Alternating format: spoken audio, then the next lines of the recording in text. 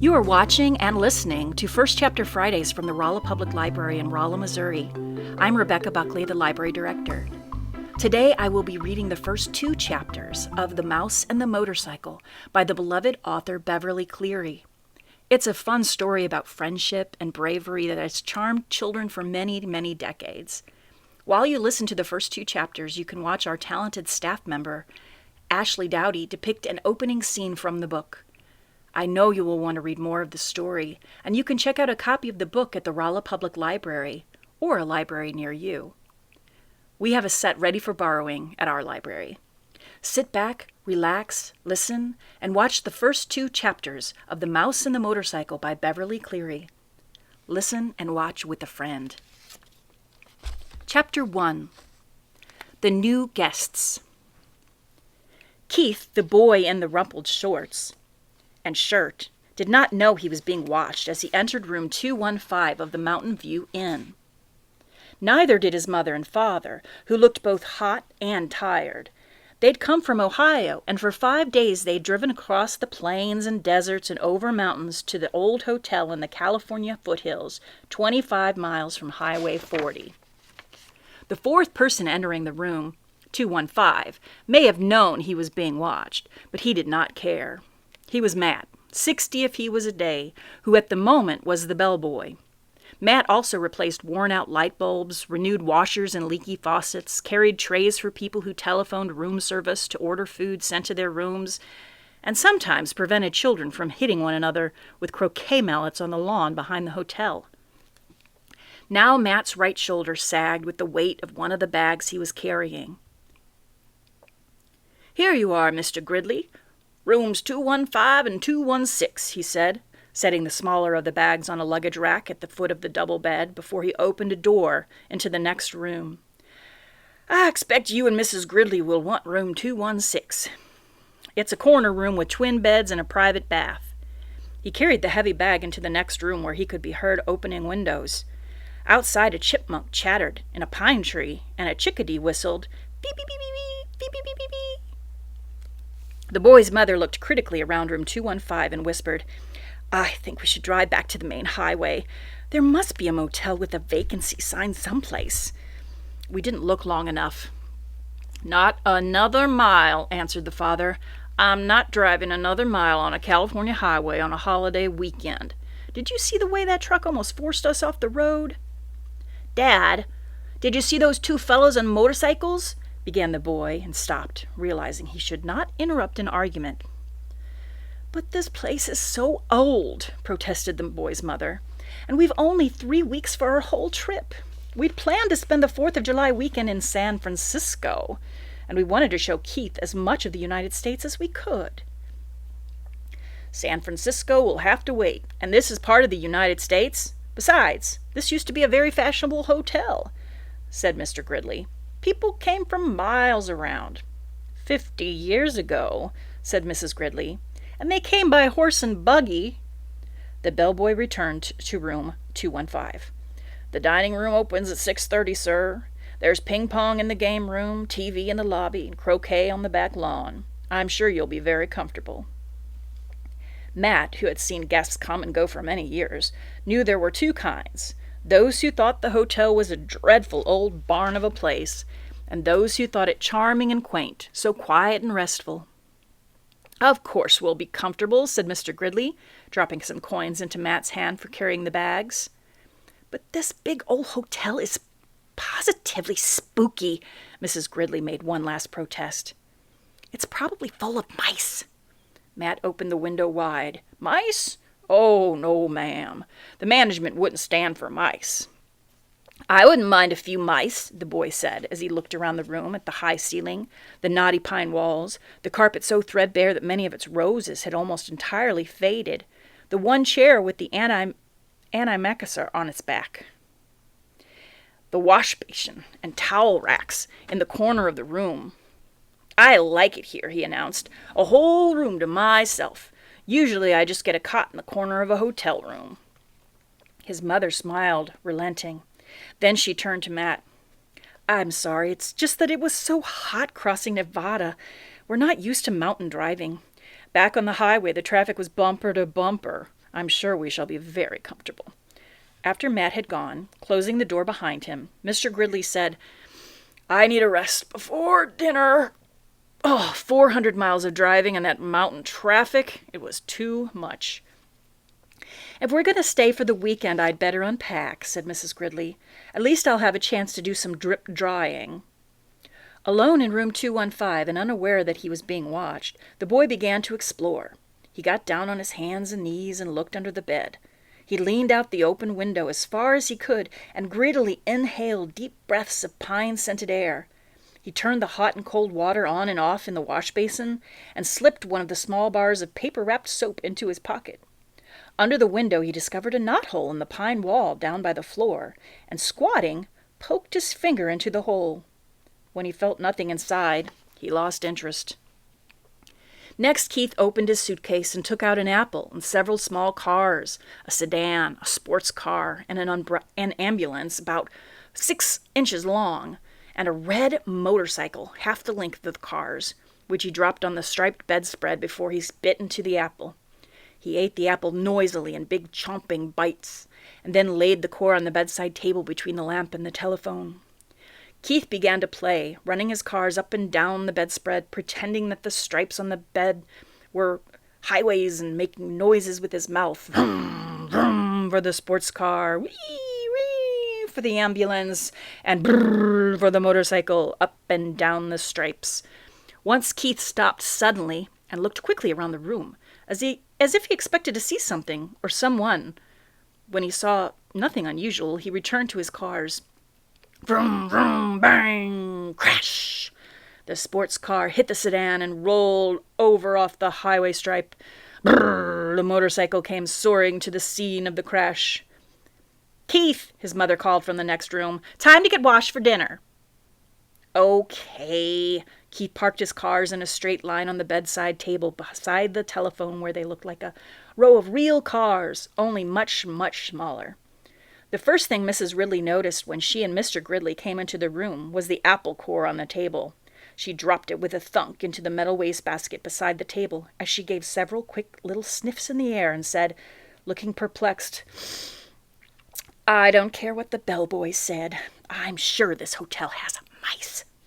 "I hope so," muttered Keith. Chapter 2. The Motorcycle. Except for one terrifying moment when the boy had poked his finger through the mouse hole, a hungry young mouse named Ralph eagerly watched everything that went on in room 215. At first he was disappointed at the size of the boy who was to occupy the room. A little child, preferably 2 or even 3 children, would have been better. Little messy children were always considerate about leaving crumbs on the carpet. Oh well, at least these people did not have a dog. If there was one thing Ralph disliked, it was a snoopy dog. Next, Ralph felt hopeful. Medium-sized boys could almost be counted on to leave a sticky candy bar wrapper on the floor or a bag of peanuts on the bedside table, where Ralph could reach them by climbing up the telephone cord. With a boy this size, the food, though not apt to be plentiful, was almost sure to be of good quality. The third emotion felt by Ralph was joy when the boy laid the apple core by the telephone. This was followed by despair when the mother dropped the core into the metal wastebasket. Ralph knew that anything at the bottom of a metal wastebasket was lost to a mouse forever. A mouse lives not by crumbs alone, and so Ralph experienced still another emotion. This time food was not the cause of it. Ralph was eager, excited, curious, and impatient all at once. The emotion was so strong it made him forget his empty stomach. It was caused by those little cars, especially that motorcycle, and the brrr sound the boy made. That sound seemed to satisfy something within Ralph, as if he had been waiting all his life to hear it. Brrr, brrr, went the boy. To the mouse, the sound spoke of highways and speed, of distance and danger, and whiskers blown back in the wind. The instant the family left the room to go to dinner, Ralph scurried out of the mouse hole and across the threadbare carpet to the telephone cord, which came out of a hole in the floor beside the bedside table. "Ralph," scolded his mother from the mouse hole, "you stay away from that telephone cord." Ralph's mother was a great worrier. She worried because their hotel was old and run down, and because so many rooms were often empty with no careless guests to leave crumbs behind for mice. She worried about the rumor that their hotel was to be torn down when the new highway came through. She worried about her children finding aspirin tablets. Ralph's father had tried to carry an aspirin tablet in his cheek pouch. The aspirin had dissolved with unexpected suddenness, and Ralph's father had been poisoned. Since then, no member of the family would think of touching an aspirin tablet, but this did not prevent Ralph's mother from worrying. Most of all, Ralph's mother worried about Ralph. She worried because he was a reckless mouse who stayed out late in the daytime when he should have been home safe in bed. She worried when Ralph climbed the curtain to sit on the windowsill to watch the chipmunk in the pine tree outside and the cars in the parking lot below. She worried because Ralph wanted to go exploring down the hall instead of traveling under the floorboards like a sensible mouse. Heaven only knew what dangers he might meet in the hall. Maids, bellboys, perhaps even cats. Or what was worse was vacuum cleaners. Ralph's mother had a horror of vacuum cleaners. Ralph, who was used to his mother's worries, got a good running start and was already halfway up the telephone cord. "Remember your Uncle Victor!" his mother called after him. Ralph seemed not to hear. He climbed the cord up to the telephone, jumped down, and ran around to the row of cars. There it was on the end. The motorcycle. Ralph stared at it and then walked over and kicked a tire. Close up, the motorcycle looked even better than he expected. It was new and shiny and had a good set of tires. Ralph walked all the way around it, examining the pair of chromium mufflers and the engine and the hand clutch. It even had a little license plate so it would be legal to ride it. "Boy," said Ralph to himself, his whiskers quivering with excitement. "Boy, oh boy!" Feeling that this was an important moment in his life, he took hold of the hand grips. They felt good and solid beneath his paws. Yes, this motorcycle was a good machine, all right. He could tell by the feel. Ralph threw a leg over the motorcycle and sat jauntily on the plastic seat. He even bounced up and down. The seat was curved just right to fit a mouse. But how to start the motorcycle? Ralph did not know. And even if he did know how to start it, he could not do much riding up here on the bedside table. He considered pushing the motorcycle off onto the floor, but he did not want to risk damaging such a valuable machine. Ralph bounced up and down on the seat a couple more times and looked around for some way to start the motorcycle. He pulled at a lever or two, but nothing happened. Then a terrible thought spoiled his pleasure. This was only a toy. It would not run at all. Ralph, who had watched many children in room 215, had picked up a lot of information about toys. He'd seen a boy from Cedar Rapids throw his model airplane on the floor because he could not make its plastic parts fit. A little girl had burst into tears and run sobbing to her mother when her doll's arm had come out of its socket. And then there was that nice boy, the potato chip nibbler, who stamped his foot because the batteries kept falling out of his car.